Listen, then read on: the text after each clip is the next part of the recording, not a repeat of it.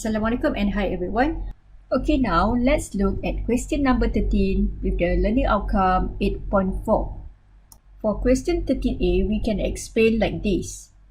Actually, soalan 13A ni dah ada dalam lecture notes, so awak boleh refer semula. Okay, so ini adalah statement bagi question number 13A. For 13B, a 50 kg boy is at the edge of a circular platform of radius 4 meter, which is rotating freely at 0.5 radian per second.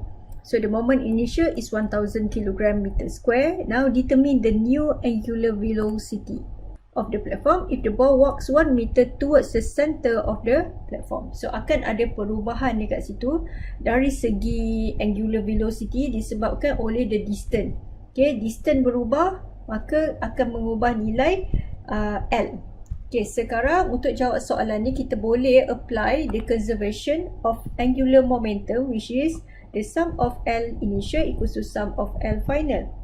Okay, I initial omega initial equals to I final omega final. Okay, I initial adalah disebabkan oleh platform tu sendiri dan juga the boy. Jadi kat sini kita perlu tambahkan lah. Kita tahu the moment initial adalah sama dengan mr square. Okay, mr square.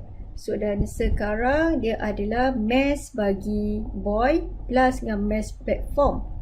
So darab dengan r square. R adalah 4. Okay, dan kemudian so kena darab dengan omega initial. Omega initial adalah 0.5. Moment of initial final. Okay, sekarang dah berubah juga disebabkan oleh the R. Okay, the distance tu dah decrease. Okay, jadi kita kira semula 50 plus 1000. R sekarang dah jadi 3 meter sebab dia dah bergerak towards the center tu 1 meter. So kita minus 4 minus dengan 1 dapat 3. So darab dengan omega final. So last ni kita akan dapatlah omega final kita adalah 0.62 radian per second. Okay, so itulah untuk soalan 13B. Okay, itu saja untuk chapter 8. Thank you.